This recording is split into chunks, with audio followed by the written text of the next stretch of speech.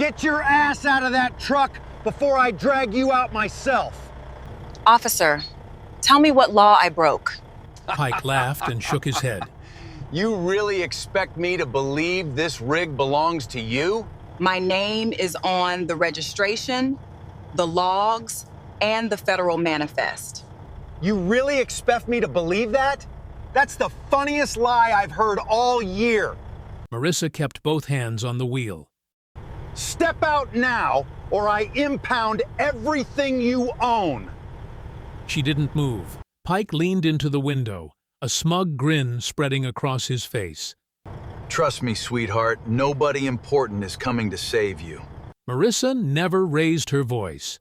She just looked back at him. The biggest mistake of Pike's career was already standing right in front of him. Before continuing, comment where in the world you are watching from, and make sure to subscribe, because tomorrow's story is one you can't miss. The afternoon sun beat down on the Blue Lantern truck stop like a hammer on an anvil. Heat waves shimmered off the asphalt, making the air thick and heavy. Marissa Vale sat in the driver's seat of her black Peterbilt, one hand resting on the steering wheel, the other holding her phone. She wore a rose-pink tank top and white shorts after 18 hours on the road. The federal clearance for her medical equipment delivery should have come through an hour ago. She checked her watch. 4:37. The cargo was time-sensitive. Veterans' hospital equipment waited for nobody. But federal protocols were federal protocols. She had learned that lesson in the Army. You waited for clearance. You followed the chain. You did things right. A shadow fell across her passenger window. Then a fist slammed against the driver's side glass like a sledgehammer. "Get out of the truck! Now!" Marissa's heart jumped, but her hands stayed steady. She turned to see a white police officer in highway patrol uniform, his face red with anger or heat. His nameplate read Pike. He was younger than her, maybe late 30s, with the kind of build that came from gym workouts, not real work. She lowered the window halfway, only halfway. "Officer, what seems to be the problem?" Pike leaned closer to the glass. His breath smelled like coffee and cigarettes. "I said get out. Don't make me repeat myself. What law have I broken?" Pike's eyes narrowed. He looked her up and down, taking in her casual clothes, her composed expression, the way she kept both hands visible on the wheel. "Your truck matches a stolen vehicle report. Step down from the cab." Marissa's pulse quickened, but her voice stayed calm. "Which report? Can you show me the details?" "I don't have to show you anything, girl. Out. Now. Girl." The word hit like a slap, but Marissa's face didn't change. She reached slowly for her paperwork, movements deliberate and visible. "Here's my commercial license. Bill of lading. Electronic logs. Everything's current." Pike didn't even look at the documents. He waved them away like they were trash. "Save the paperwork show for someone who cares. This truck's been reported stolen." Around the parking lot, other drivers watched.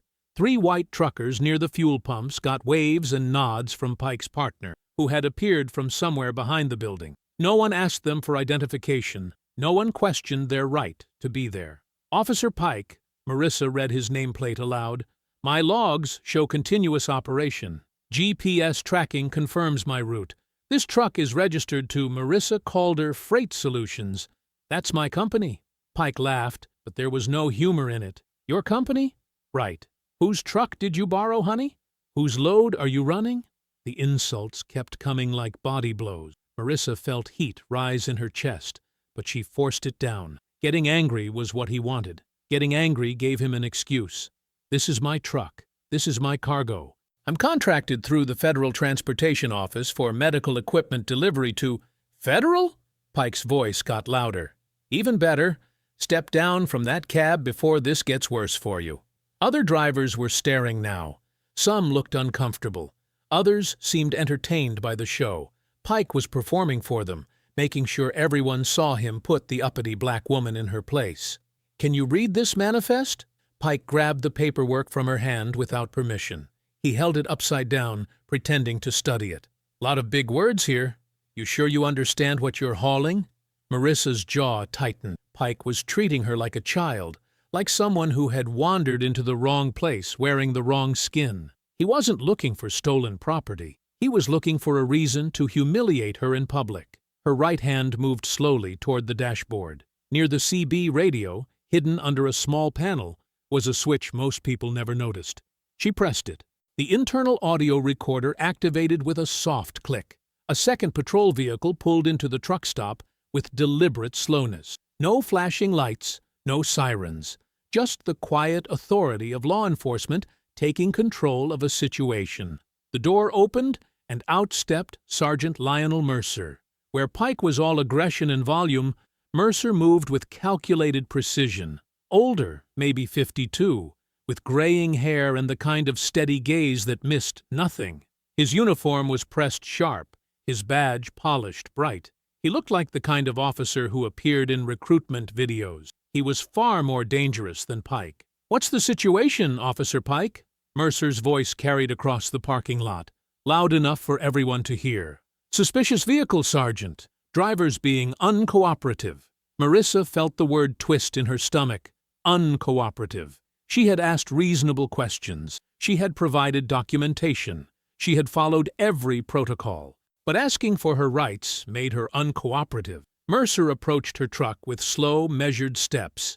His eyes swept over the rig, the trailer, the cargo manifest still scattered in Pike's hands. When his gaze finally settled on Marissa, sitting composed in her driver's seat, his expression revealed nothing. "Ma'am, I'm going to need you to step out of the vehicle." It wasn't a request. Marissa looked past Mercer toward the Blue Lantern Diner. Through the windows, she could see customers turning in their booths, craning their necks to watch the show. A few had stepped outside, coffee cups in hand, treating her humiliation like dinner theater. Near the diner entrance, an older white woman with silver hair watched from the doorway. Her face showed concern, maybe even distress, but she stayed where she was, safe, silent. "Officer, I've provided all required documentation. My logs are current. My cargo is legal federal freight." Mercer's smile was thin and professional. "Ma'am, stepping out of the vehicle is a lawful order. You can comply, or we can escalate this situation." The threat was clear. Get out willingly, or they would drag her out. Marissa took a deep breath and opened the driver's door. She stepped down slowly, hands visible, movements careful and controlled. Every trucker knew the rules of roadside encounters. No sudden moves, no reaching. Give them no excuse. The moment her boots touched the asphalt, Pike moved to the cab without permission. He leaned inside, flashlight sweeping across her personal items, her logbook, her thermos of coffee. "Hey!" Marissa stepped forward. "You don't have consent to search my vehicle." Pike ignored her completely. He ran his hands along the door frame, checked under the seats, opened her glove compartment, looking for something, anything. Mercer walked around to the trailer, studying the cargo seal with exaggerated attention. "This seal looks suspicious." Marissa's pulse quickened. "Suspicious how?" "Tampering marks. Irregular placement." That was a lie. Marissa pulled out her phone and scrolled to her photos. "Here, I documented the seal 20 minutes ago when I parked. Timestamp shows 4:18 p.m. It's intact." Mercer glanced at the photos without interest. "Digital images can be altered. The metadata." "Ma'am, I'm not a computer expert. What I see is a questionable seal on a high-value cargo load." Pike emerged from her cab, empty-handed but grinning. "Sergeant, this lady's carrying some expensive equipment back there. Medical stuff, electronics, the kind of cargo that moves through certain channels." His voice carried across the parking lot, loud enough for every customer and driver to hear. The implication was clear. She was hauling stolen goods. She was trafficking contraband. She was exactly what they suspected when they first saw a black woman in a commercial rig. Marissa felt heat rise in her cheeks, but she kept her voice level. "That cargo is contracted through the Federal Transportation Office. I have authorization for every item." "Federal contracts." Mercer said the words like they tasted sour. "Lot of paperwork in federal contracts. Easy to forge, easy to misunderstand." The insult landed like a physical blow. He was suggesting she was too stupid to understand her own business, too dishonest to handle legitimate freight. "I've been driving commercial for 8 years. I served in Army logistics for 12 before that. I know exactly what I'm hauling and why. Pike laughed out loud. Army? Right. What unit? What rank? Staff Sergeant, 88th Transportation Company. Sure you were, honey. And I'm a Navy SEAL. The crowd of onlookers grew larger, truckers abandoning their meals, fuel customers stepping away from the pumps. All of them watching Marissa stand beside her rig while two officers systematically destroyed her credibility in public. The older woman from the diner doorway took a half-step forward, then stopped, her hands twisted together, wanting to help but afraid of the consequences. Ma'am, Mercer's voice cut through the parking lot noise, I'm requesting consent to search your vehicle and cargo. I don't consent to any search without a warrant. Mercer's professional mask slipped for just a moment, revealing something cold underneath. That's your right, but refusing consent suggests you have something to hide. Following the Constitution suggests I understand my rights. Pike stepped closer, invading her personal space. You know what I think? I think you're running scared. I think you know exactly what's in that trailer, and it ain't medical equipment. Then get a warrant and prove it. Or, Mercer said quietly, we impound the vehicle pending investigation. Your choice. The threat hung in the air like smoke. Consent to an illegal search or lose her truck and cargo while they manufactured evidence at their leisure. From inside the cab, Marissa's phone began to ring. Pike's eyes lit up with cruel interest.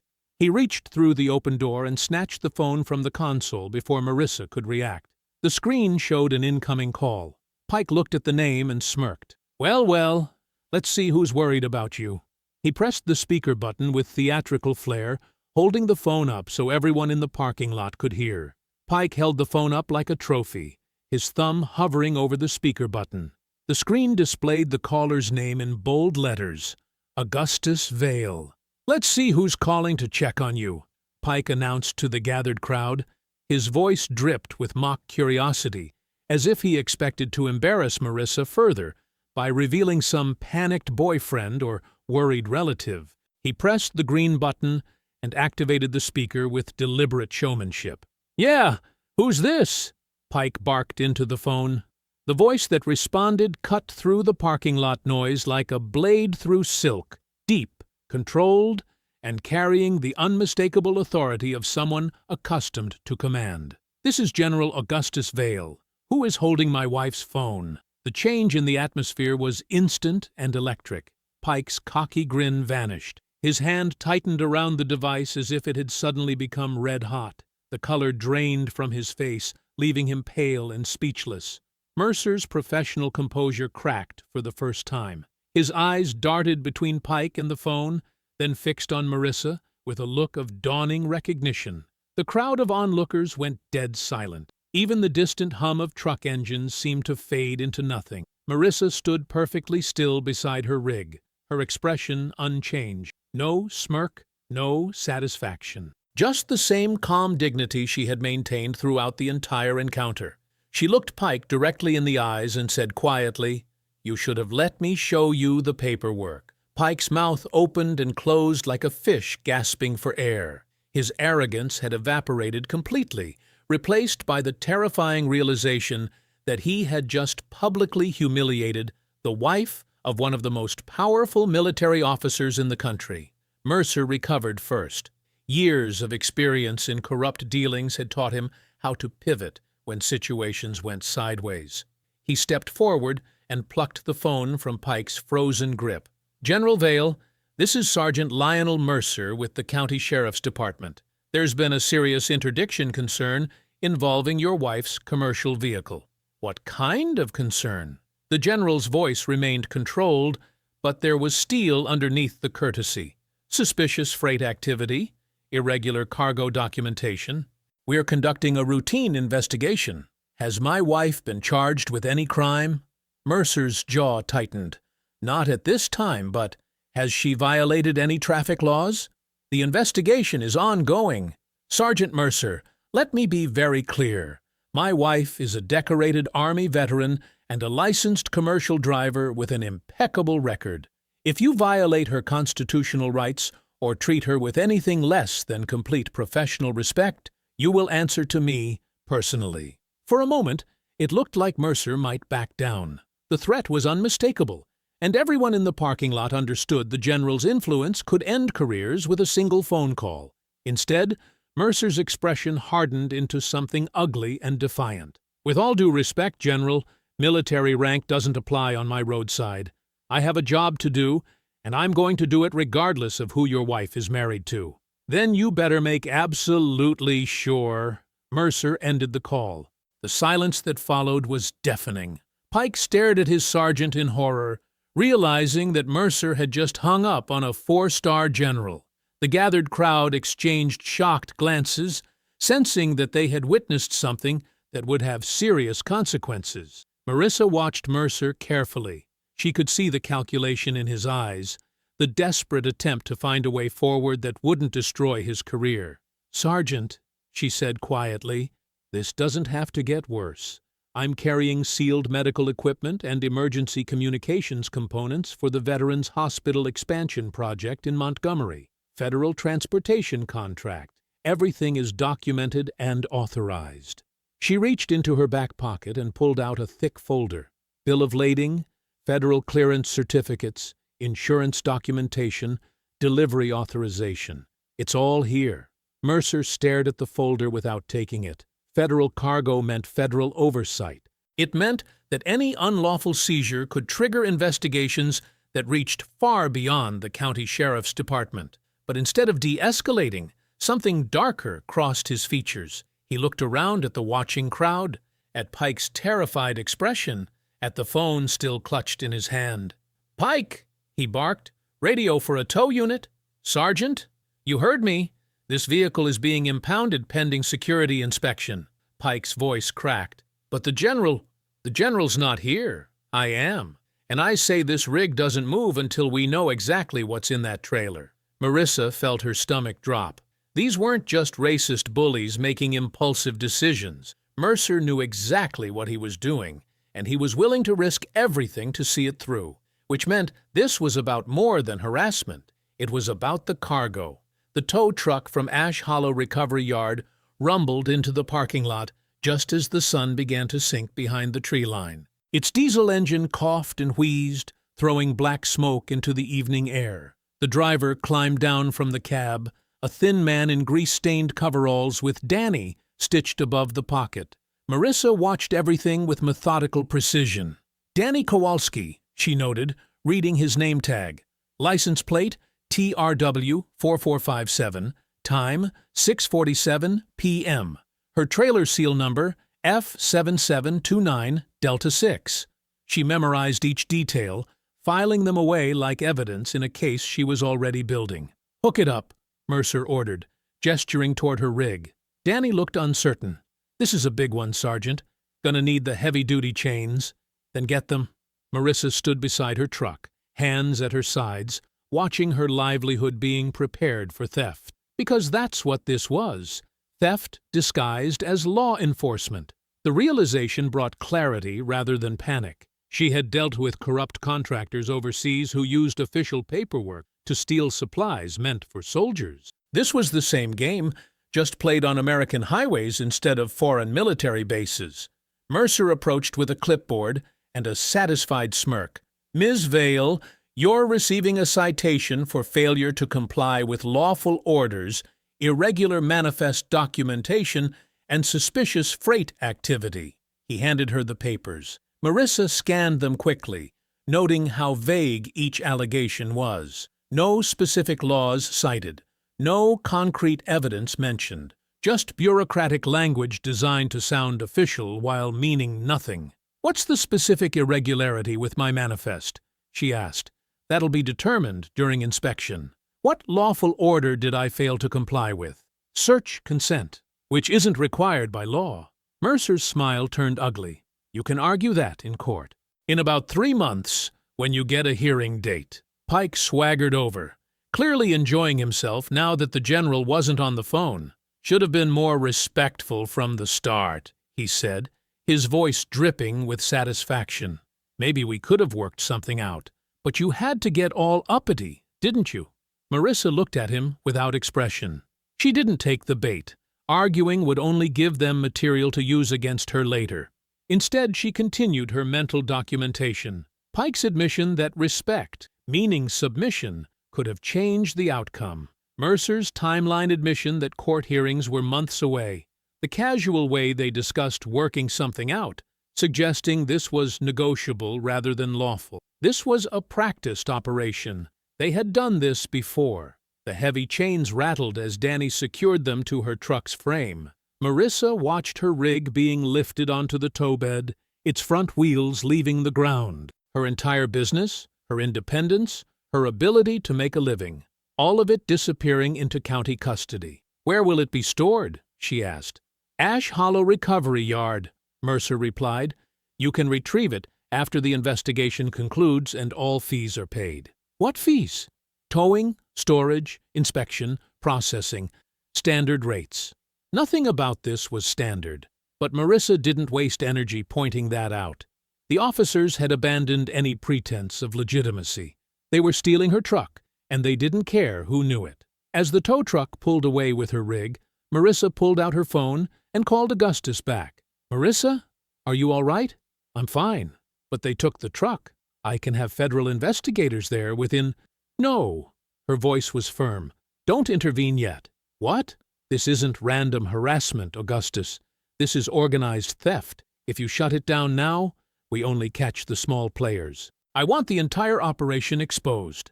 Silence on the other end as the general processed what she was telling him. "Marissa, you don't have to prove anything to anyone. Let me handle this." "I'm not proving anything. I'm documenting everything. There's a difference." Another pause. "How long do you need?" "Give me 48 hours. If I can't break this open by then, bring in the cavalry." "All right. But if they try to frame you—" "They're going to try. That's what I'm counting on." After ending the call, Marissa looked around the parking lot. Several truckers had witnessed the entire encounter, but most were already pulling out, not wanting to attract attention from the same officers. She didn't blame them. In their position, she would probably do the same thing. She was about to walk toward the diner when Evelyn Rusk appeared beside her, moving quietly despite her age. "Miss Vale?" the older woman said, her voice barely above a whisper. "Could I speak with you?" Marissa nodded, and Evelyn glanced around nervously before continuing. "You're not the first driver they've done this to. In the past year, I've watched 3 others lose their rigs after stops just like yours. One was a young Mexican fellow, had his whole family's trucking business tied up in that rig. Another was an older black gentleman, veteran like yourself, been driving for 30 years. What happened to them?" "The Mexican boy couldn't afford the fees and legal costs, lost everything, had to sell his house to pay what they claimed he owed." Evelyn's voice shook with anger. "The veteran fought it for 8 months, spent every penny he had on lawyers. They eventually gave him back a truck that barely ran and kept half his tools as evidence. And the third? Disappeared, just stopped fighting and left town. Never saw him again." Marissa absorbed this information, feeling pieces of a larger puzzle clicking into place. This wasn't about her specifically. It was a systematic operation targeting minority drivers who hauled valuable cargo. "Why are you telling me this?" she asked. Evelyn looked her in the eyes, and Marissa saw decades of suppressed anger there. "Because you might be the first one who can survive fighting back. And because I'm tired of watching good people get destroyed by these people." Marissa walked toward Evelyn's diner, her mind already working the problem like a military logistics operation. She was stranded, but she wasn't helpless.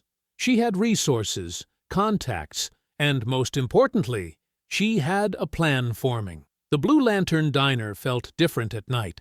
The bright overhead lights cast harsh shadows across empty booths, and the hum of the refrigerator seemed louder without the daytime chatter of truckers. Marissa sat in the back corner booth, her paperwork spread across the worn Formica table like evidence at a crime scene. Evelyn refilled her coffee cup for the 3rd time, glancing toward the front windows before sliding into the seat across from her. "They've been at this for months," Evelyn said, keeping her voice low even though they were alone. "Pike and Mercer, sometimes with other officers I don't recognize. They target independent drivers, especially ones who look like they won't have the resources to fight back. How many? Marissa asked, not looking up from the timeline she was creating. That I've seen personally? Maybe 8 or 9 stops that went bad, but I hear things from other drivers who come through. Word travels fast in the trucking community when someone gets their rig stolen. Marissa wrote down the number. All minorities? Mostly. A few white drivers, too, but they were usually older. Driving beat-up rigs, looked like they were barely scraping by. Evelyn's hands shook slightly as she wrapped them around her own coffee cup. They have a type. People they think won't cause trouble. Where do the trucks end up? Ash Hollow Recovery Yard, about 12 miles south of here. Old Hank Bellamy runs it, been there for decades. But in the last year, that place has become like a fortress. High fences, security cameras, locked gates. Nobody gets near those impounded rigs without county approval. Marissa pulled out her phone and backed up her dash audio recording to 3 different cloud storage services. The conversation with Pike and Mercer was crystal clear, including the moment when Mercer cut off Augustus's call. "You're being smart about this," Evelyn observed, watching her work. "Military training. Document everything, verify sources, maintain chain of custody." Marissa photographed each piece of paperwork with her phone, making sure timestamps and location data were embedded in the files. In the Army, we learned that sloppy evidence gets people killed. Here, it gets people robbed. Her phone buzzed with a text from Augustus. Military legal team standing by. JAG contacts ready to assist. Marissa texted back, "Not yet. Need to work civilian channels first. Don't want them claiming military interference." Understood. "But Marissa, be careful." "Always am." She looked up at Evelyn. "The veteran driver you mentioned, the one who fought for 8 months, is he still around?" "Silas Granger. Lives about 20 miles east, in a little trailer park off Route 9. Poor man's been broken since they took his rig, but he's got a sharp mind. Kept every piece of paper from his case." Evelyn pulled a napkin from the dispenser and wrote down a phone number. "He might talk to you, especially if you mention you're military. Silas served in Desert Storm." Marissa added the number to her phone contacts. Another piece of the puzzle. If Mercer and Pike had been running this operation for months, there would be a pattern. Patterns could be documented, analyzed, and used as evidence. What about local law enforcement oversight? Sheriff's Department Internal Affairs? Evelyn's laugh was bitter. "Honey, Mercer reports to Captain Stroud, and she reports to Sheriff Hawkins. They all play golf together on Sundays. You think any of them want to investigate a unit that brings in thousands of dollars in seizure fees? Federal oversight? Might work, but you'd need more than one incident. And you'd need proof they knew the seizures were illegal." Marissa organized her documents into neat stacks. Timeline, photos, audio files, witness statements, legal documentation. Everything properly labeled and cross-referenced. If this case went federal, she wanted bulletproof evidence. "I should get you a room," Evelyn said. "There's a decent motel right across the street. Nothing fancy, but it's clean, and the owner minds his own business." 20 minutes later, Marissa stood in the small motel room, still fully dressed, watching through the thin curtains as a county patrol car drove slowly past her window. She didn't recognize the officer, but the message was clear. They were watching her. She pulled out her phone to call Silas Granger. Time to find out exactly how deep this corruption went. The morning sun cast long shadows across the gravel parking lot as Marissa walked from the motel to the Blue Lantern Diner. Her body ached from sleeping in short bursts, waking every time headlights swept past her window. But her mind was sharp, clear, ready. Evelyn looked up from the coffee machine when Marissa entered. "You get any sleep?" "Enough." Marissa slid into the same back booth from the night before. "I need to see my truck." "Figured you might." Evelyn poured fresh coffee without being asked. "My old pickup's out back. Keys are under the floor mat. Tank's full. You sure about this?"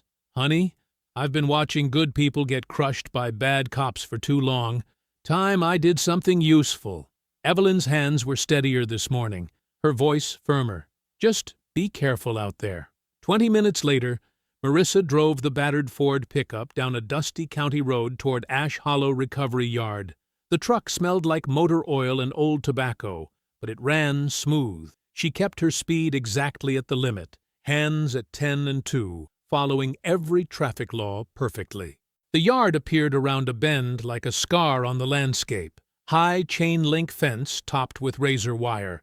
Security cameras mounted on tall poles. A small office building squatted near the entrance, paint peeling from its metal siding. Her truck sat behind the fence like a caged animal. Marissa parked near the office and walked to the gate. A young black man in coveralls looked up from a clipboard, grease stains on his hands and wariness in his eyes. "You Darius Bellamy?" "Maybe. Depends who's asking."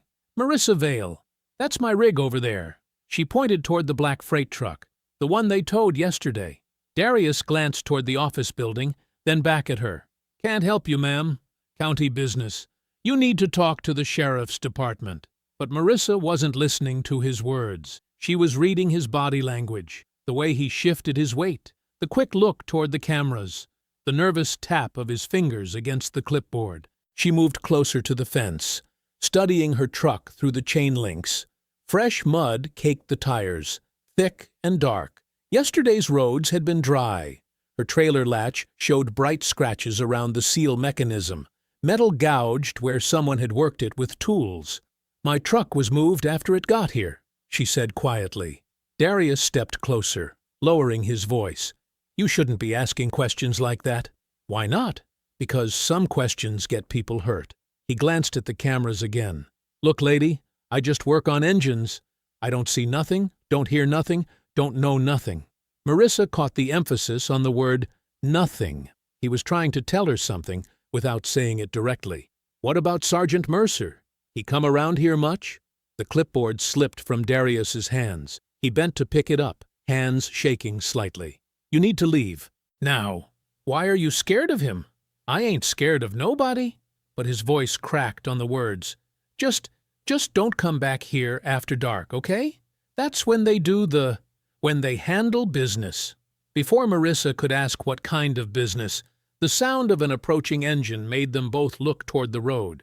A county patrol car pulled into the lot, dust swirling behind its tires. Pike. He climbed out of the cruiser with deliberate slowness, adjusting his duty belt, eyes locked on Marissa. Well, if it isn't the general's wife, sniffing around where she don't belong." "This is private property open to the public," Marissa said calmly. "I have every right to be here." "Actually, you don't." Pike walked closer, that familiar, arrogant smile spreading across his face. "This is an impound facility. Unauthorized personnel ain't allowed near seized vehicles." "I'm not unauthorized. It's my truck." "Not anymore, it ain't. Not since we found what we found." Marissa kept her expression neutral, but her pulse quickened. "What did you find? Wouldn't you like to know?" Pike's smile widened. "Funny thing about evidence. Sometimes it turns up in the strangest places. Sometimes it's been there all along, just waiting for the right person to look hard enough." The threat was unmistakable. They had planted something. Pike stepped closer, close enough that she could smell the stale coffee on his breath. "You know what your problem is, lady? You think having a powerful husband makes you untouchable. But power don't mean nothing if you can't prove you didn't do what we say you did." Marissa studied his face carefully. The cruel confidence was still there, but underneath it, something else flickered. Fear. Not fear of her, but fear of something bigger. Someone giving him orders he didn't want to follow. "You're scared," she said quietly. Pike's jaw tightened. "I ain't scared of nothing. Especially not some uppity, not of me, of whoever's making you do this." For just a moment, Pike's mask slipped. She saw it in his eyes, the recognition that he was in deeper than he wanted to be, that this wasn't just about hassling truckers anymore. Then the mask snapped back into place. "Get off this property, now, before I arrest you for trespassing and obstruction." Marissa nodded and walked back toward Evelyn's pickup. As she opened the driver's door, she heard Pike talking to Darius in a harsh whisper, but couldn't make out the words. She started the engine and backed out of the lot, watching in the rearview mirror as Pike stood with his hands on his hips, glaring after her. It wasn't until she parked behind the diner that she found the grease-stained piece of paper tucked under the pickup's windshield wiper. 4 words in shaky handwriting. Depot before yard. Door opened. The county sheriff's office smelled like burnt coffee and industrial disinfectant. Marissa sat in a plastic chair across from Sergeant Lionel Mercer's metal desk, her hands folded in her lap. The fluorescent lights hummed overhead, casting everything in a harsh, unflattering glow. Mercer rifled through a manila folder, taking his time. Every few seconds he glanced up at her with that same calculating expression she remembered from the truck stop. Behind him, awards and commendations covered the wall like armor plating. "Mrs. Vale," he said finally, "I appreciate you coming in voluntarily. You said it was about paperwork corrections. That's right?" He pulled out a single sheet and slid it across the desk. "Simple consent form. Just need your signature to clean up some procedural loose ends." Marissa picked up the document. The header read, "Retroactive consent for vehicle search."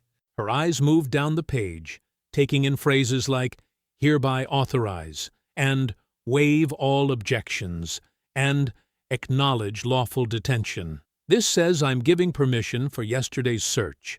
After the fact." "Exactly." Mercer leaned back in his chair. "Look, we both know what happened out there, got a little heated, misunderstandings all around. This just makes it official that you were cooperative. But I didn't consent yesterday. Well, that's where the misunderstanding comes in." The office door opened, and Captain Alina Stroud entered. She was tall and lean, with silver hair pulled back in a perfect bun. Her uniform was pressed sharp enough to cut glass, and she carried herself with the kind of authority that came from years of commanding rooms full of men. "Mrs. Vale," Stroud said, extending a manicured hand, "I'm Captain Stroud. I oversee our special traffic unit." Marissa shook her hand. The captain's grip was firm but cold. Stroud settled into the chair beside Mercer's desk, crossing her legs at the ankles. "I understand there's been some confusion about yesterday's incident." "No confusion on my end," Marissa said. "I refused consent for the search." Stroud tilted her head slightly, like a teacher correcting a slow student. "You see, that's where women like you often misunderstand procedure. When officers have reasonable suspicion of criminal activity, cooperation becomes mandatory, not optional. Women like me? Independent contractors, business owners who aren't familiar with transportation law." Stroud's smile never reached her eyes. "It's understandable. These regulations are complex. Easy to misinterpret your rights." Mercer opened another folder. "Which brings us to the real issue." He pulled out 3 color photographs and arranged them on the desk like playing cards. Each showed a clear plastic evidence bag containing what looked like small electronic devices. "Found these near your trailer's rear compartment," Mercer said. "GPS trackers. High-end stuff. The kind smugglers use to monitor valuable shipments." Marissa stared at the photos. The devices meant nothing to her, but the evidence labels did. Each bag had a white sticker with black text showing the date, time, and location of discovery. The timestamp read 2:47 p.m. Her truck hadn't reached Ash Hollow Recovery Yard until 3:24 p.m. She remembered checking her watch as the tow truck pulled through the gate. 37 minutes. They had planted the evidence before her truck was officially impounded, and they had been sloppy enough to document their own lie. Marissa kept her expression neutral, but her pulse hammered against her throat. She memorized the evidence number, AS-2024-1847. "These aren't mine," she said quietly. "Of course they aren't," Stroud said with mock sympathy. "Nobody ever claims the contraband, dear. The question is whether you knowingly transported them or were simply being used by someone else." "I wasn't being used by anyone." "That's what the consent form helps establish," Mercer said. "You sign, we note your cooperation, and this becomes a simple case of an innocent driver who got manipulated by criminals." "And if I don't sign?" Stroud's polite mask slipped for just a moment. "Then we proceed with federal charges. conspiracy to transport stolen tracking devices across state lines, civil forfeiture of the vehicle and cargo, asset seizure of your business accounts, pending investigation. The words hit like physical blows. Marissa had seen truckers destroyed by forfeiture cases.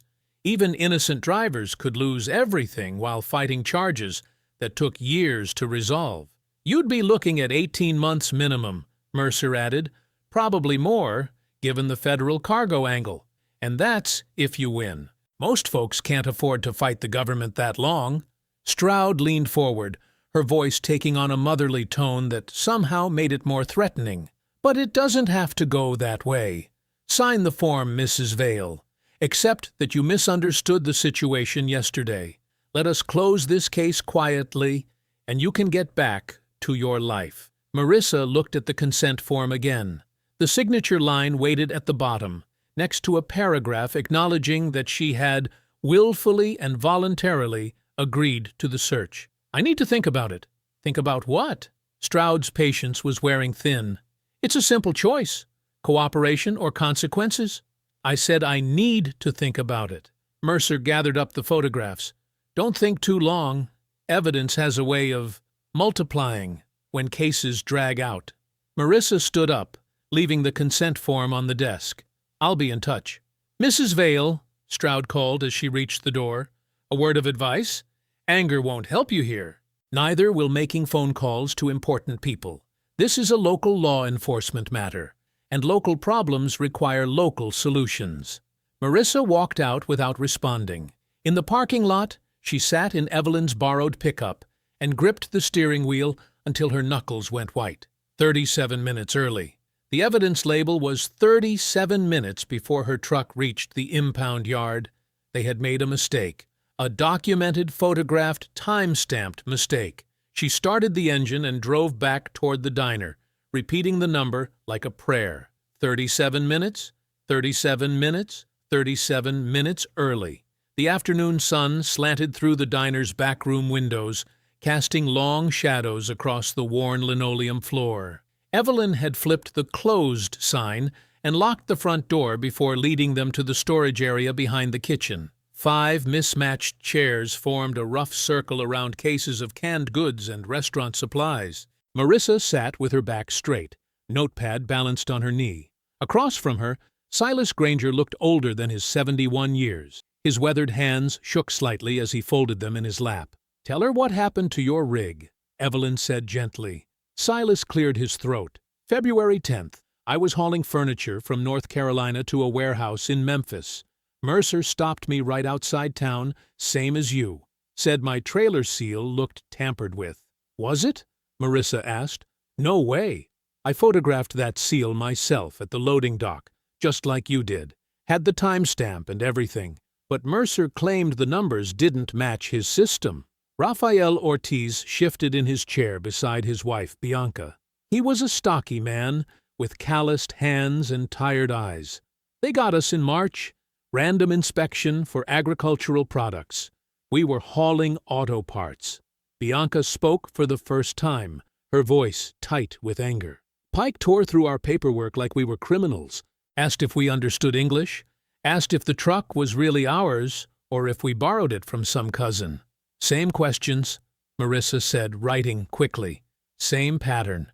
"That's not even the worst part," Silas continued. "After they impounded my truck, I had to go to court. Judge Tellis barely looked at my evidence, dismissed every document I brought, said the officer's word was good enough." Raphael nodded grimly. "Tellis approved our forfeiture in 15 minutes. Wouldn't let our lawyer present half our evidence. Said it was irrelevant." "How much did you lose?" Marissa asked. Silas's jaw tightened. "Everything. Court fees, storage fees, legal fees. Had to sell my house to pay it all. Lost $40,000 over a seal that was never broken." Bianca wiped her eyes. "We lost our second truck. Had to lay off 2 drivers. Almost lost the business." Marissa felt the familiar cold fury building in her chest, but she kept her voice steady. "How many others?" "At least 6 that we know of," Evelyn said. "Maybe more who were too scared to talk." "All minority drivers?" "Not all, but mostly." Silas said. One white guy from Kentucky got hit, but he was driving alone, no backup, looked poor. They pick on folks who seem isolated. Marissa wrote targeting criteria at the top of a new page. What else do you remember about the stops? Anything unusual? Silas was quiet for a long moment. When he spoke, his voice was barely above a whisper. There was something. The day they got me, I saw Mercer's patrol car from behind while I was walking to the courthouse. His window was down, and there was a paper clipped to his dashboard. What kind of paper? A list. Names printed in columns. I only saw it for a second, but I recognized some of the trucking company names. Owner-operators mostly. Independent drivers. Marissa's pen stopped moving. A list? Had information next to each name. Numbers, letters. One column looked like dollar amounts. Another one had letters that might have been race codes. The room went dead silent except for the hum of the refrigeration units in the kitchen. You're saying they had a target list? Bianca asked. That's exactly what I'm saying. This wasn't random. They were hunting specific drivers with specific loads. Marissa felt the pieces clicking together in her mind. The federal cargo, the valuable medical equipment, her registration under her business name instead of her married name. They researched me, she said quietly. Before Pike ever knocked on my window, they knew who I was and what I was carrying. Evelyn had been quiet through most of the conversation, but now she spoke up. There's something else. Something I should have mentioned yesterday. Everyone turned to look at her. I have security cameras outside the diner. They cover the parking area and part of the truck stop. I've got footage of your whole encounter with Pike and Mercer. Marissa's heart jumped. Why didn't you tell me? Because I was scared, Evelyn admitted. Last time someone tried to file a complaint against those officers, their business got inspected 6 times in 2 months. Health department, fire marshal, tax assessor. They nearly shut me down over a grease trap that had been fine for 20 years. But you still have the footage? I do. Backed up on 3 different drives, hidden where they can't find them. Silas leaned forward. You need to understand something, Marissa. Judge Tellis has been running this county for 15 years. He owns half the commercial property downtown. His brother-in-law runs the towing company. His nephew works for the district attorney's office. What are you saying? I'm saying people who cross him don't just lose court cases. They lose their businesses, their homes. Sometimes they just disappear from the area entirely. Marissa looked around the circle of faces. These weren't weak people. They were experienced truckers, business owners, survivors. But they all carried the same haunted expression. Evelyn, I need you to preserve that footage, Marissa said. Make more copies. Hide them in different places. I will. And all of you need to write down everything you remember. Times, dates, exact words, everything. Silas shook his head slowly. You still don't understand. Tellis destroys people who challenge him, not just their cases. He destroys them completely. The diner's back office felt cramped, with 3 people hunched around Evelyn's old computer. The fluorescent light buzzed overhead, while Marissa watched the security footage for the 3rd time, her jaw tight with controlled anger. There, she said, pointing at the screen. Stop it right there. Evelyn's granddaughter, Jenny, paused the video. Pike's face filled the frame, twisted with rage as he screamed at Marissa through the truck window. His mouth was open wide, one finger jabbing toward the cab. You can see everything, Jenny said quietly. The way he's yelling, how you kept your hands visible, how he never looked at your paperwork. Marissa nodded. The footage was damning. It showed Pike circling her truck like a predator, ignoring every document she offered, treating her with obvious contempt. When the camera caught him snatching her phone from the console, his smirk was clear and cruel. The audio's good, too, Evelyn said. You can hear every word he said about you not belonging in that truck. Jenny had already copied the files to 4 different flash drives. Grandma, this is going to explode online. People need to see this. Are you sure about posting it? Evelyn asked Marissa. Once it's out there, there's no taking it back. Marissa studied the frozen image of Pike's hateful expression. Do it, but cut it to the most powerful 30 seconds. Pike screaming, me staying calm, him grabbing my phone. Jenny's fingers flew across the keyboard, editing the clip with practiced skill.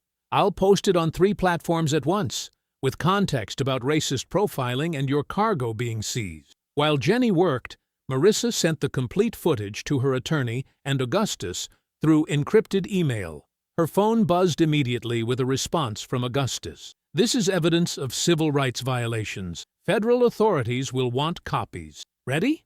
Jenny asked, her cursor hovering over the upload button. Do it. The clip went live at 7:15 in the evening. Within 20 minutes, it had 50 shares. By 8 o'clock, it was trending locally. By 9, news stations in 3 cities were calling the diner. Marissa fielded the first reporter call while Evelyn served coffee to customers who had driven out just to meet the woman from the video. This is Marissa Vale. Yes, I'm the driver in the footage. Mrs. Vale, can you tell us what led to this confrontation? Officer Pike approached my legally parked truck and immediately began screaming accusations without cause. I was hauling federal medical equipment under contract, fully documented and inspected. I broke no laws. Have you experienced racial profiling before? Every black driver has. But this wasn't just profiling. This was a planned seizure of valuable cargo using false pretenses. The reporter pressed for details, but Marissa kept her answers precise and factual. No emotion, no accusations she couldn't prove. Just the calm recitation of facts that made Pike's behavior look even worse by contrast. By 10 o'clock, the sheriff's office had issued a statement calling the incident a regrettable misunderstanding currently under internal review. Pike was placed on paid administrative leave pending investigation. Sergeant Mercer was ordered to release Marissa's truck immediately. They're running scared, Silas said, watching the news coverage from the diner counter. Never seen them back down this fast. Evelyn looked relieved but cautious. Maybe the pressure worked. Marissa's phone rang again. This time it was Mercer himself. Mrs. Vale, this is Sergeant Mercer. I'm calling to inform you that your vehicle will be released this evening. You can retrieve it from Ash Hollow Recovery Yard before they close at 11. What about the federal cargo? Everything will be returned as it was impounded. Marissa caught Evelyn's eye and nodded. We'll be there in 30 minutes. After hanging up, she turned to the small crowd that had gathered. Looks like public pressure works sometimes. The drive to Ash Hollow felt like a victory lap. Evelyn drove while Silas rode shotgun, and Marissa sat in the back, fielding congratulatory calls from other truckers who had seen the video. Even Augustus called to say federal investigators were taking interest. You did it, Silas said. You actually beat them. The recovery yard was brightly lit when they arrived. Darius met them at the gate, looking nervous but relieved. Your truck's right where they parked it, he said, leading them through the maze of impounded vehicles. Hasn't been touched since yesterday. Marissa's black rig sat under a floodlight, looking exactly as she remembered. The trailer was still attached, still sealed with the federal manifest tape, except something was wrong. As they got closer, Marissa could see that the seal had been cut and replaced with a similar-looking one. The replacement was good, but not perfect. The federal serial numbers didn't match her photos. Darius, she called. Who has access to this yard after hours? Just me and Mr. Ashford, the owner, and, well, deputies can get in if they need to. Marissa reached the trailer door with growing dread. The new seal looked official, but she knew it was fake. She took photos of the serial number, then broke the seal with her utility knife. The trailer door swung open to reveal empty space. Every crate of medical equipment was gone. Every communications component had vanished. $40,000 worth of federal cargo had disappeared, leaving only the tie-down straps on the trailer floor. Marissa stared into the empty space, her moment of victory crashing down around her. They knew, she said quietly. They knew the video would force them to return the truck, so they took everything first. The sound of approaching sirens cut through the night air before Marissa could fully process the empty trailer. Red and blue lights swept across the recovery yard fence as 3 patrol cars pulled up to the gate. Sergeant Mercer stepped out of the lead vehicle, his face calm and controlled. too calm, like he had been expecting this exact moment. "Well, well," Mercer said as he approached the group. "Having trouble finding something, Mrs. Vale?" Marissa turned to face him, her mind racing. "The federal cargo is missing. Someone broke the seal and stole everything." "Is that so?" Mercer pulled out his phone and scrolled through something. "Because according to our records, you had access to this trailer yesterday before it was officially impounded. That's impossible. Pike ordered me away from the truck. Funny thing about security cameras." Mercer held up his phone showing a grainy video clip. "This footage from the truck stop shows you near the rear of your trailer at 3:47 p.m., 30 minutes after Officer Pike first approached you." Marissa stared at the screen. The figure in the video was small and distant, but it appeared to show someone in light clothing near her trailer. "That's not me. I never left the front of the truck. Looks like you to me," Pike said, emerging from behind one of the patrol cars. His earlier arrogance was gone, replaced by the wounded expression of someone who had been wrongly accused. "I suspected something was off from the beginning. That's why I was so concerned about proper procedure." Captain Stroud arrived with the third patrol car, carrying a tablet and wearing the patient expression of someone dealing with a predictable problem. "Mrs. Vale," Stroud said, her voice professionally sympathetic, "we understand you're upset about the public attention this case has received. Social media can create tremendous pressure. Sometimes people make poor decisions when they feel cornered. You think I stole my own cargo? We think you realize the federal contract was more scrutiny than you wanted," Mercer said. "Maybe you decided to cut your losses and blame local law enforcement for the shortage." Evelyn stepped forward. "That's ridiculous. Marissa was with us at the diner most of yesterday evening. Were you watching her every minute?" Stroud asked. "People have been known to slip away for 20 or 30 minutes without being missed." Marissa looked around the yard for Darius, but he was nowhere to be seen. His usual workstation near the office trailer was empty, and the tools that had been scattered on his workbench were gone. "Where's Darius?" she asked. "Young Mr. Bellamy?"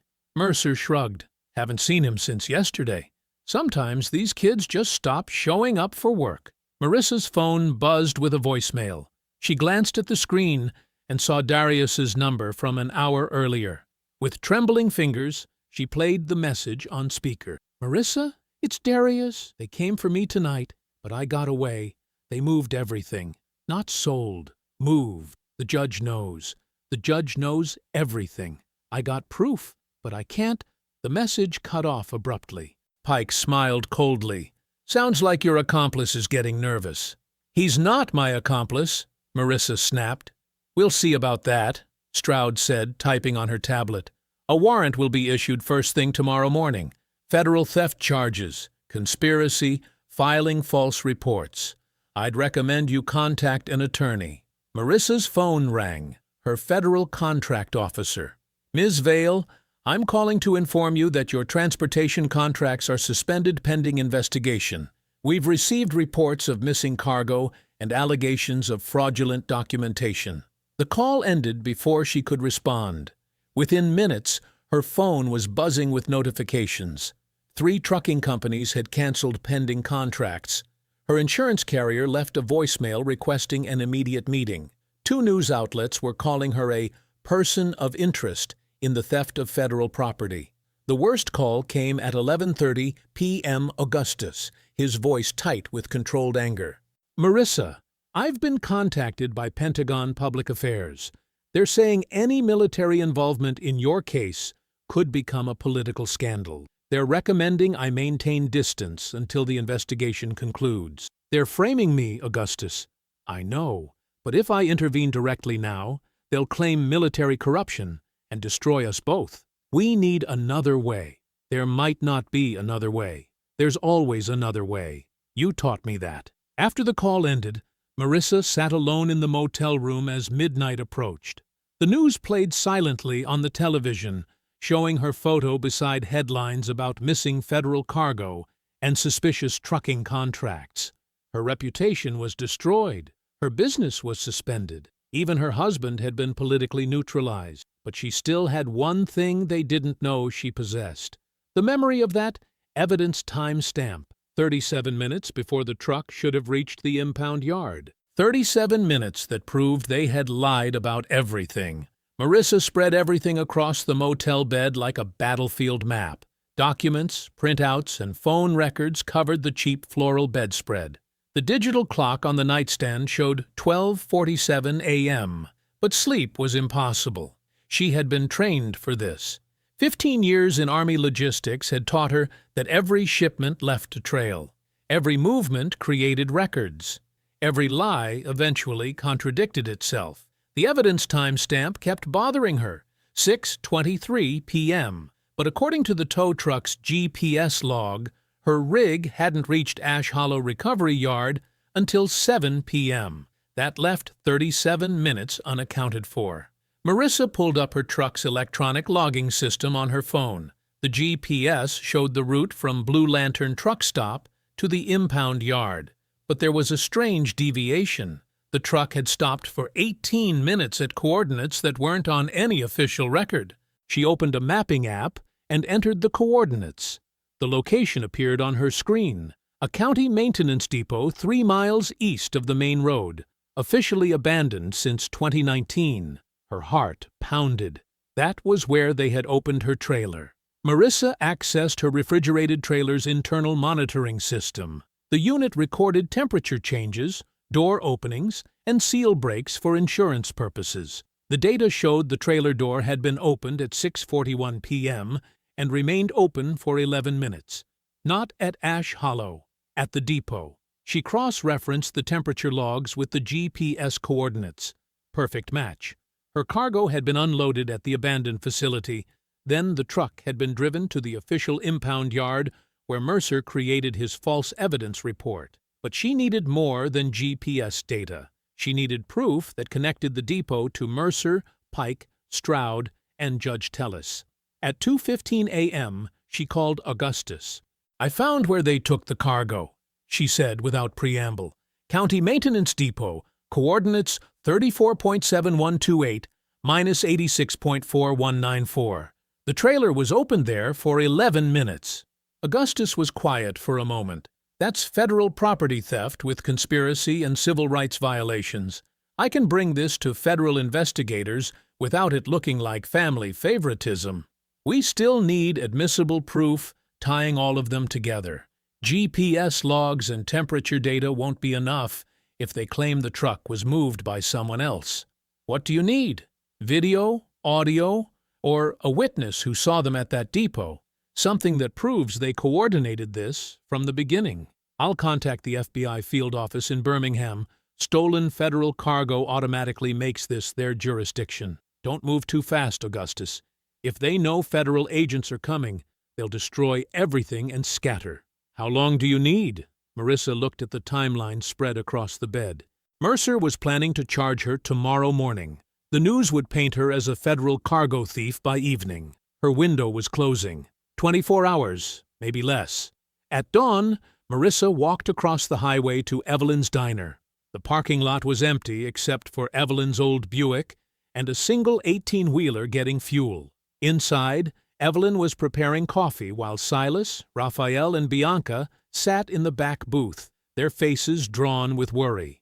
"They're saying you stole government supplies," Raphael said when Marissa approached. "I know what they're saying." Marissa sat down and spread her phone across the table, showing them the GPS tracking data. "This is the truth. They diverted my truck to an abandoned depot and unloaded the cargo before taking it to the impound yard." Bianca leaned forward, studying the coordinates. "That's the old county road maintenance place. Been empty for years. You know it?" Marissa asked. "Raphael used to deliver gravel there when it was still operating," Bianca said. "Big enough to hide trucks. No cameras, no neighbors." Silas traced the route on Marissa's phone screen. "This proves they planned it. They knew exactly where to take your rig." "It proves they lied about the time," Marissa corrected. "But we need proof they were all involved. Mercer, Pike, Stroud, and Judge Tellis." Evelyn poured coffee for everyone, her hands shaking slightly. "What if Darius saw something? He was acting strange yesterday, like he wanted to tell you something but was afraid." "Darius disappeared," Marissa said. Pike claimed he just stopped showing up for work. The diner phone rang, echoing in the empty space. Evelyn answered with a tired voice. Blue Lantern Diner. She listened for a moment, then her expression changed. Hold on. She looked at Marissa.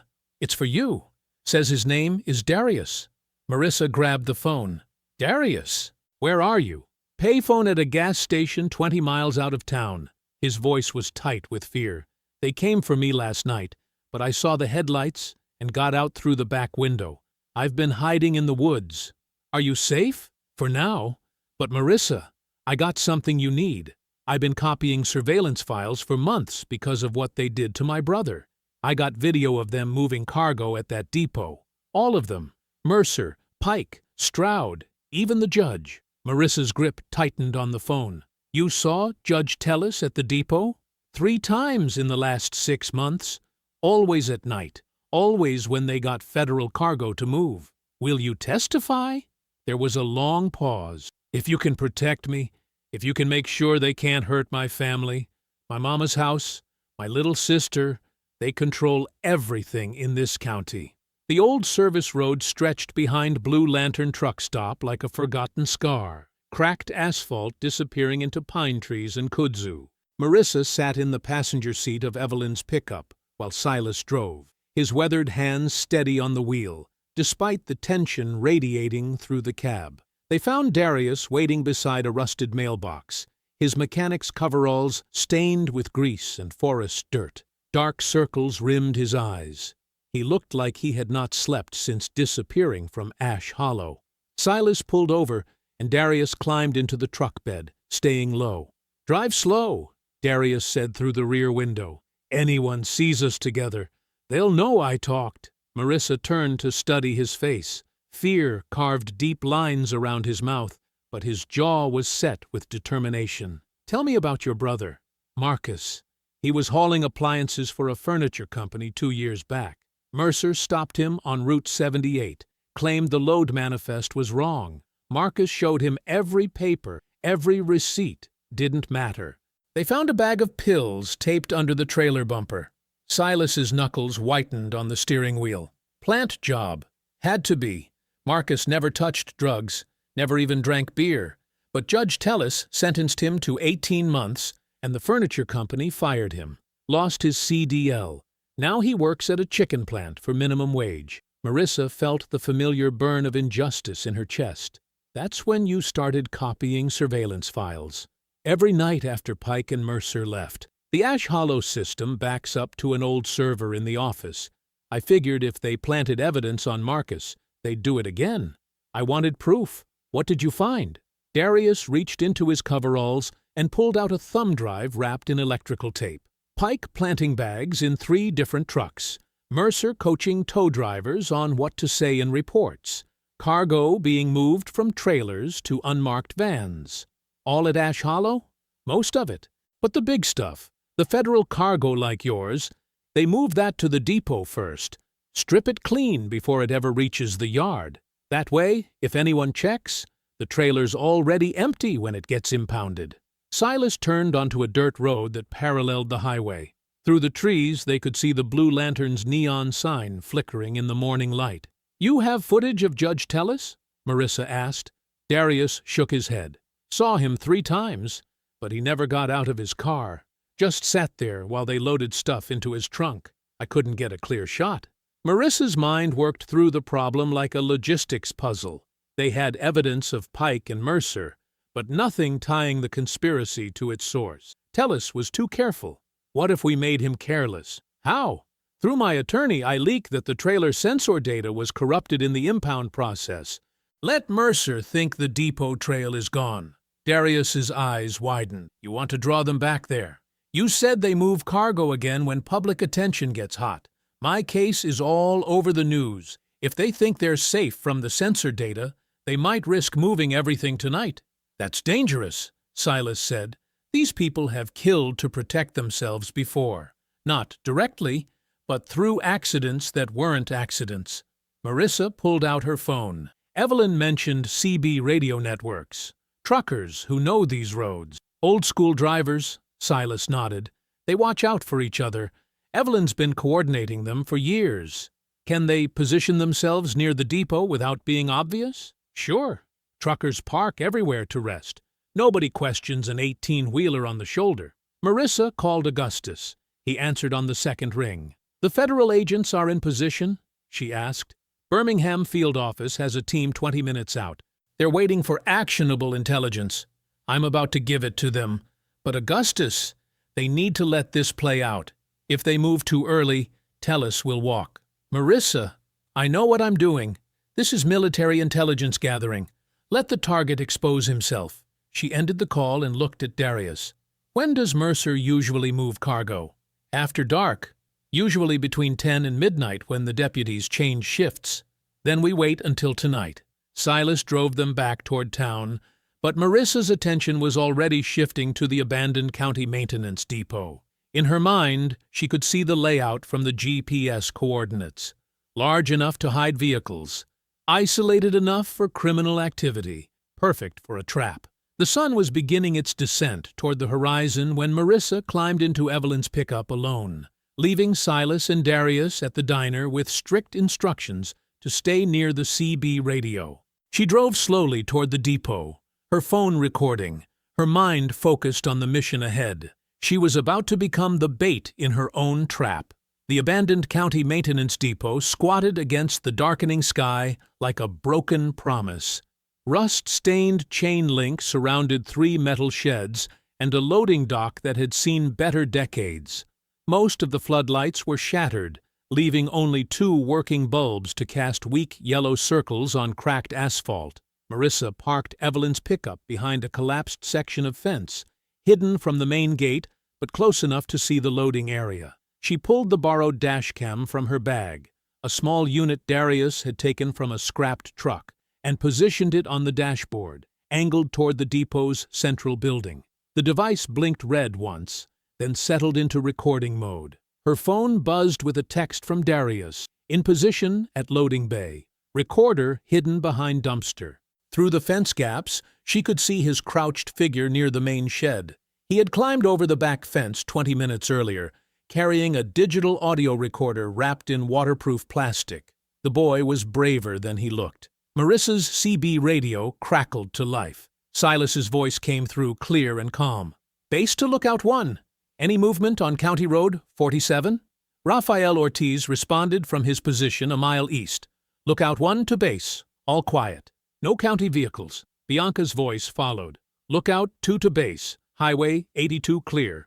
No unusual traffic." The CB network was old school but effective. 6 truckers positioned along the approach roads, all volunteers who had heard about the seizure ring and wanted justice. Evelyn coordinated from the diner, relaying information between the lookouts and Marissa. At 9:45, the radio sparked again. "Base to Mobile. 3 county vehicles heading your way. 2 sedans and a van." Marissa's pulse quickened. "Copy, base. Are they marked units?" "Negative. Plainclothes. But I recognize Mercer's Crown Vic." She pressed the record button on her phone and checked the dashcam's battery. Everything was ready. The first vehicle appeared at the depot gate 5 minutes later. Mercer's unmarked sedan, followed by Pike's patrol car with lights off. Behind them came a white panel van and a black SUV that Marissa didn't recognize. Through her phone's zoom camera, she watched Mercer unlock the gate with his own key. The vehicles drove inside and parked near the loading dock, headlights illuminating the shed where Darius was hiding. 4 figures emerged from the cars. Mercer and Pike she knew immediately. The third was Captain Stroud, her blonde hair pulled back in a severe ponytail. The 4th figure made Marissa's breath catch. Judge Conrad Tellus stepped out of the SUV, wearing an expensive coat over casual clothes. Even in the dim light, his entitled posture was unmistakable. Marissa adjusted her phone's audio settings and held it toward the fence. The men were talking, but she couldn't make out words. She needed them closer. Mercer walked to one of the storage units built into the main shed. He punched a code into an electronic lock, and the rolling door lifted with a metallic screech. The storage unit was packed with cargo containers, medical equipment boxes, and sealed crates. Marissa recognized the distinctive military-grade packaging of her federal shipment. "Jesus Christ!" she whispered, zooming her camera on the stolen goods. "They've been doing this for months." Pike and two other men began loading items into the van while Stroud stood guard with a radio. Tellis supervised from beside his SUV, occasionally pointing at specific containers. Their voices carried better now that they were working. Marissa caught fragments through the fence. "State investigators arrive tomorrow morning. Move everything to the secondary location. Federal heat is too dangerous." Stroud's voice cut through clearly. "I told you we should have avoided the Vale woman. Her company registration showed Calder Freight Solutions. How was I supposed to know she was married to a general?" Tellis turned toward her, irritated. "You said you were monitoring federal freight schedules, high-value medical cargo, Veterans Hospital contract, minority woman owner." She looked perfect. She was perfect. The paperwork showed Marissa Calder as sole proprietor. No mention of Augustus Vale anywhere in the Federal Transportation Database. Marissa's blood turned cold. They had targeted her specifically. This wasn't random racism. It was planned theft. Mercer joined the conversation while hefting a medical equipment crate. "Alina's been feeding us schedules for 2 years. We've never had problems before, because we usually pick drivers without powerful connections," Stroud snapped. "Independent operators, foreign nationals, people who can't fight back legally. The system worked until you got sloppy," Tellis said. "Now we have federal attention and media coverage." Pike dropped a container onto the van's tailgate with unnecessary force. "Should have let me handle her different at the truck stop. Wouldn't be having these problems." The judge's voice turned cold. "Your handling caused the problems, you idiot. Screaming at a general's wife on camera was never part of the plan." Marissa continued recording, her hands steady despite the fury building in her chest. They were confessing to everything: the targeting, the planning, the coordination between Stroud's federal access and the county seizure operation. "How many other drivers?" she heard Pike ask. 17 in the last 18 months, Stroud replied. "Generated over $2 million in cargo value, plus forfeiture fees." Tellis nodded approvingly. "Clean the unit completely tonight. Tomorrow we're just 4 officials investigating an unfortunate misunderstanding." They had moved most of the cargo when Marissa stepped through the gap in the fence, her phone held high, its screen glowing in the darkness. "Gentlemen," she said, her voice carrying across the loading dock with military authority, "this entire conversation has been streaming live to federal agents positioned 2 miles away." The 4 men froze. Mercer's hand moved toward his weapon, but Pike grabbed his wrist. "They've been listening for the last 20 minutes. Marissa continued, walking closer. "Judge Tellis just confessed to 17 federal cargo thefts. Captain Stroud admitted to providing inside information from federal freight systems. You're all done." Stroud's face went white in the harsh LED light from Marissa's phone. "You're bluffing." "Am I?" Marissa turned the phone's screen toward them, showing the active video call with a federal task force conference room. "Wave hello to the FBI Birmingham field office." Mercer's hand moved toward his service weapon, his face twisted with desperation. "You're lying. No way you got federal backup that fast." "Try me," Marissa said, stepping closer with her phone's camera focused on his face. The sound of engines roared from the depot entrance. Headlights flooded the loading area as 3 black SUVs and 2 FBI tactical vehicles crashed through the chain-link gate. Red and blue emergency lights strobed across the storage units, turning the night into a chaos of shadows and glare. "Federal agents! Everyone on the ground now!" The amplified voice echoed off the metal buildings as tactical officers poured from the vehicles, weapons drawn, surrounding the loading dock. Mercer released his grip on his weapon and raised his hands. Pike looked around wildly, his earlier arrogance completely gone. "This is ridiculous. We're county law enforcement." "Not anymore," called a voice from behind the federal vehicles. Augustus Vale stepped into the light, wearing his full-dress uniform, flanked by 2 FBI investigators in tactical vests. His presence commanded immediate attention from everyone in the yard. Pike panicked. He bolted toward the rear of the depot, abandoning Mercer and the others. Federal agents pursued him across the loading bay, where he stumbled over scattered cargo containers and crashed into a stack of medical equipment crates. 2 agents tackled him beside the loading dock, pressing his face into the concrete while zip-tying his wrists. "Get off me!" Pike screamed, his voice cracking with fear. "I'm a police officer. This is harassment." Stroud backed against her SUV, frantically tapping at a tablet computer, trying to delete files. Her fingers flew across the screen as she attempted to destroy evidence. "Captain, step away from the device," ordered the lead FBI agent. "I'm not finished," Stroud began, but a young voice interrupted from the shadows. "Too late," Darius Bellamy called out, emerging from behind one of the storage units. "I cloned that drive 3 hours ago. Every file, every schedule, every target list. Federal investigators already have copies." Stroud's tablet slipped from her hands and shattered on the asphalt. She stared at Darius in shock. "You little—" "Watch your mouth," Marissa warned, moving between Darius and the captain. "The boy's a witness now, under federal protection."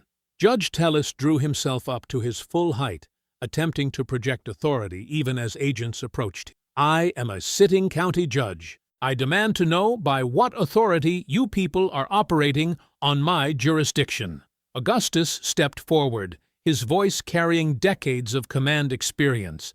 "By the authority of federal cargo theft, conspiracy to commit civil rights violations, and interstate racketeering charges, Your Honor." He gestured toward the medical equipment scattered around the loading dock. "That property belongs to the United States Army. It was stolen from federal custody while under transportation contract." "This is a misunderstanding," Tellis protested. "We were investigating. You were confessing." Augustus cut him off. 20 minutes of recorded admissions to targeting minority truckers, stealing federal cargo, and operating a seizure conspiracy. The investigation is over. Marissa walked directly to Pike, who was still face down beside the loading dock, with his hands secured behind his back. She knelt beside him, speaking quietly enough that only he could hear. "You remember what you told me at the truck stop?" she asked. "You said I should have been more respectful, that folks like me always want to debate."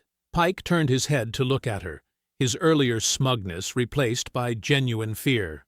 "You mistook my discipline for weakness," Marissa continued. "You thought my calm meant I was afraid, but I was documenting everything, every word, every illegal search, every planted piece of evidence. I was building the case that just destroyed you." She stood and looked down at him. "That's the difference between respect and fear. You demanded fear. You earned justice." Federal agents escorted Mercer toward one of the SUVs, his hands cuffed behind his back. As he passed Marissa, he stopped and met her eyes. "The consent form was legal," he said desperately. "The evidence was properly catalogued. The seizure followed procedure." Marissa pulled out her phone and showed him a time-stamped photo. "Your evidence bag was labeled 37 minutes before my truck reached the impound yard. You documented your own lie." Mercer's face went pale as he realized the mistake. The agents continued walking him toward the vehicle. Stroud was loaded into a separate SUV, no longer the polished professional who had pressured Marissa in the sheriff's office. Judge Tellis continued protesting his innocence even as handcuffs clicked around his wrists. Silas Granger, Rafael and Bianca Ortiz, and Evelyn Rusk arrived at the depot entrance just as the last of the corrupt officials were being secured. They had followed the federal convoy from a distance, watching their tormentors finally face consequences. "Is it over?" Evelyn asked, her voice filled with disbelief. Marissa looked around the loading dock, where federal agents were photographing and cataloging the recovered stolen cargo. Her medical equipment sat in neat stacks, ready for proper delivery to the Veterans Hospital. The eastern horizon was beginning to show the first pale light of dawn behind the depot fence. The long night was ending, but the justice was just beginning. The Blue Lantern truck stop had never seen anything like it. By 9 in the morning, the parking lot overflowed with news vans, federal vehicles, and dozens of big rigs that had rolled in during the night. Truckers from 3 states had heard about Marissa's case on CB radio, and driven through the night to show support. Marissa stood beside her recovered truck, watching FBI agents load evidence boxes into unmarked SUVs.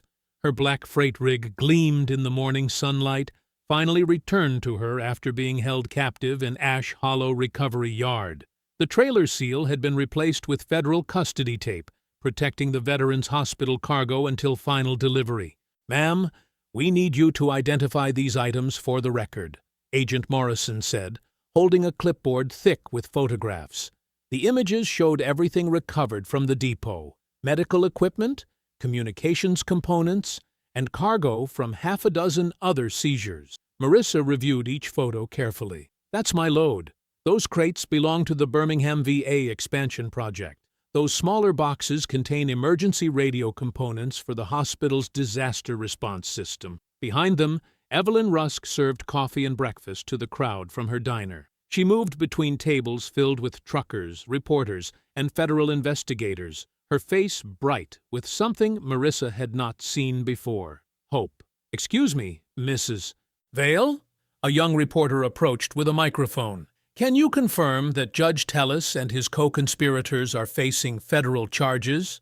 Judge Conrad Tellis, Sergeant Lionel Mercer, Officer Brennan Pike, and Captain Alina Stroud have been arrested on multiple federal charges." Marissa replied. "Conspiracy to violate civil rights, theft of federal property, evidence tampering, obstruction of justice, and operating a criminal enterprise under color of law." The reporter scribbled notes rapidly. "What about the other victims? Will they receive compensation?" Marissa gestured toward Silas Granger, who was speaking with federal investigators near the diner entrance. "Mr. Granger's case is being reopened. His truck and personal property will be returned. The federal investigation has frozen all county seizure assets pending review." Across the parking lot, Rafael and Bianca Ortiz were reuniting with their own rig. Rafael ran his hands along the trailer sides, checking for damage, while Bianca photographed the truck's return with tears in her eyes. Their company logos had been covered with dust and neglect, but the truck was intact. "My brother's conviction is being reviewed too," Darius Bellamy told another group of reporters. "The federal attorneys say the evidence tampering probably affected multiple cases. People who were framed might finally get justice." Augustus Vale stood quietly near the diner, watching the scene unfold. He wore civilian clothes instead of his military uniform, making it clear this victory belonged to Marissa and the other victims, not to his rank or influence. Agent Morrison approached Marissa with final paperwork. "Your cargo has been cleared for immediate delivery. We'll provide escort vehicles to ensure safe transport to Birmingham." "That won't be necessary," said a gruff voice behind them. A weathered trucker in a worn baseball cap stepped forward. "We're riding with her." More voices joined in. "Count me in. I'll take the lead. Nobody messes with our drivers." Marissa looked around at the convoy forming behind her truck. Owner-operators from Alabama, Georgia, and Tennessee had parked their rigs in formation, ready to escort her to the Veterans Hospital. CB antennas swayed in the morning breeze as drivers coordinated the route. "This is about more than my cargo," Marissa told the crowd of reporters gathering around her truck. "This was about a system designed to steal from people who couldn't fight back, truckers who work alone, drivers from minority communities, anyone who looked vulnerable enough to exploit." A national news reporter pushed forward with a camera crew. "Mrs. Vale, many people are calling this a remarkable rescue by your husband, General Augustus Vale. How does it feel to be saved by such a powerful ally?" Marissa's expression sharpened. She stepped away from her truck and faced the camera directly. "Let me be very clear about something," she said, her voice carrying across the parking lot. "General Vale did not rescue me. He supported me. He believed me when I told him what happened. He used proper legal channels to ensure federal investigators could do their job. But I gathered the evidence. I identified the patterns. I built the case that exposed this conspiracy." Augustus nodded approvingly from his position near the diner, but remained silent. "The difference matters," Marissa continued. "I was never helpless. I was systematically targeted by corrupt officials who thought they could steal from me without consequences. They were wrong. not because of my husband's rank, but because they underestimated my training, my discipline, and my refusal to be intimidated. The reporter persisted. But surely having a 4-star general for a husband provided advantages. It provided credibility when corrupt officials tried to bury the truth. Marissa interrupted. But the truth existed before anyone knew about my marriage. The evidence was solid before federal agents arrived. The conspiracy was documented before Augustus made a single phone call. She gestured toward Silas, Raphael, Bianca, and Darius. These people fought the same corruption without powerful connections. They were ignored, dismissed, and silenced. My husband's rank didn't create justice. It just made justice impossible to ignore. Agent Morrison handed Marissa the final transport clearance. You're cleared for immediate departure, Mrs. Vale. The convoy can proceed to Birmingham Veterans Hospital whenever you're ready. Marissa walked to her truck and ran her hand along the driver's door handle. The metal was warm from the morning sun. Inside the cab, her personal items had been returned exactly as she had left them. Logbook, thermos, CB radio, and the small American flag Augustus had given her when she started the trucking company. The convoy engines began rumbling to life behind her. 18-wheelers from a dozen different companies formed 2 neat lines, preparing to roll. CB radios crackled with route updates and encouragement. Augustus approached as Marissa prepared to climb into the cab. I'm proud of you, he said quietly. Not because you won, but because you never stopped being who you are. Marissa smiled and kissed his cheek. I'll see you in Birmingham. The delivery window closes at 4 o'clock. She pulled herself up into the driver's seat, adjusted the mirrors, and gripped the steering wheel with both hands. The familiar weight and texture of the wheel felt right. This was her truck, her cargo, her route, her responsibility. Through the windshield, she could see the open road stretching toward Birmingham. Behind her, the convoy waited for her signal. Marissa keyed the CB radio. This is Marissa Vale in the lead vehicle. Convoy ready to roll. Federal cargo delivery to Birmingham, Virginia. ETA 1400 hours. Let's bring our veterans their equipment. She released the air brakes, shifted into gear, and pulled forward. If you enjoyed the story, leave a like to support my channel, and subscribe so that you do not miss out on the next one. On the screen, I have picked 2 special stories just for you. Have a wonderful day.